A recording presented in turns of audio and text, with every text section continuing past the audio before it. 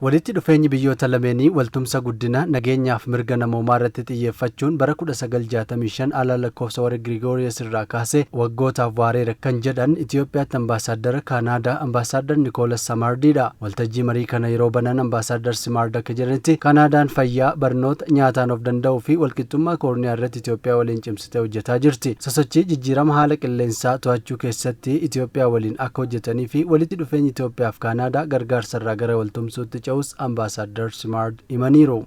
On the critical challenges of climate change, gufuu hamaa kan ta'e jijjiirama qilleensaa irratti COP29 fi 30 irratti Itoophiyaa fi Kaanaadaan waliigaltee Paaris kanneen mallatteessan waan ta'aniif biyyoota rakkoo kanaan hubaman maallaqaan deeggaruu fi dandamachiisuu irratti xiyyeeffatanii hojjetaa turaniiru. COP32 Itoophiyaan sadaasa 2027 wayita keessummeessitu Kaanaadaan sagantaa kana itti dhiyeenyaan hordofuun Itoophiyaa waliin ni qopheessiti. Akkuma kana Kaanaadaan itti fufinsaan misooma Itoophiyaa ni tumsiti. Ambaasaadar Simaarditti dabaluun egereen walitti dhufeenya gamlamee Kaanaadaa fi Itoophiyaa sirna addunyaa jijjiiramaa kana keessatti gara gulantaa olaanootti ce'uuf waliin imaammachuu fi tarsimoo baafachuu gaafata jedhaniiru.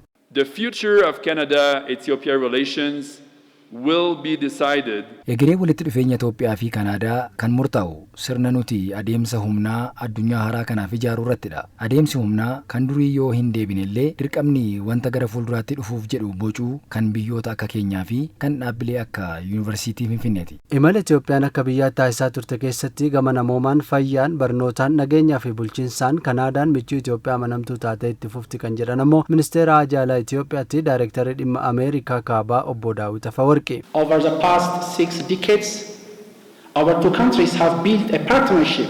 Waggoota kurnan jaan darbanitti biyyoonni lamaan waltumsa sona qoddachuu, damdaneessummaa fi kutannoo qabaachuu, nagaa fi tasgabbii deeggaruu fi guddina hunda hammataatti amanuu ijaarrataniiru. Misooma irrattis waltumsuu, gargaarsa namummaa taasisuu, barnoota irratti, fayyaa fi bulchiinsa gaarii irrattis gamtaan hojjechuu keessatti Kaanaadaan michuu amanamtuu Itoophiyaa taatee jirti. Akka obbo Daawit jedhanitti dureeyyoonni Kaanaadaa Itoophiyaa keessatti tajaajila dijitaalaa Yuurospeesii albuuda baasuu fi indaastirii irratti bobba'anii jiru. Lammiileen Itoophiyaa biyya Kaanaadaa jiraatan walitti dhufeenya uummataa biyyoota lameenii cimsuu keessatti gaheen isaanii olaanaa ta'us obbo Daawit kaasaniiru. Walitti dhufeenya barootaaf biyyoonni lameen tursiifatan kana gara waltumsa tarsimaawaatti jijjiiruun barbaachisaa ta'uu obbo Daawit ibsaniiru. The Ethiopia-Canada relationship stands as a testament. Walitti dhufeenyi Itoophiyaa fi Kaanaadaa walitti dhufeenya waaraan milkiin argamuu danda'uu fi akka ragaatti kan tajaajiludha. Ayyaana kana yeroo kabajnu walitti dhufeenya keenya kan darbe leellisuu qofa osoo hin taane walitti dhufeenya jabaa fi waltumsa egeree rakkoo dura keenya jiruu fi deebii kan ta'uu fi carraa jiru kan arguu ijaaruu qabna. Walitti dhufeenyi biyyoota lameenii addunyaa gamdaneessaa kana keessatti wal kabajuu, waltumsuu, obbolummaaf tarsimaawaa ta'e akka itti fufuuf hojjetamaa jiraachuu marii paanaalii kana irratti ka'eera.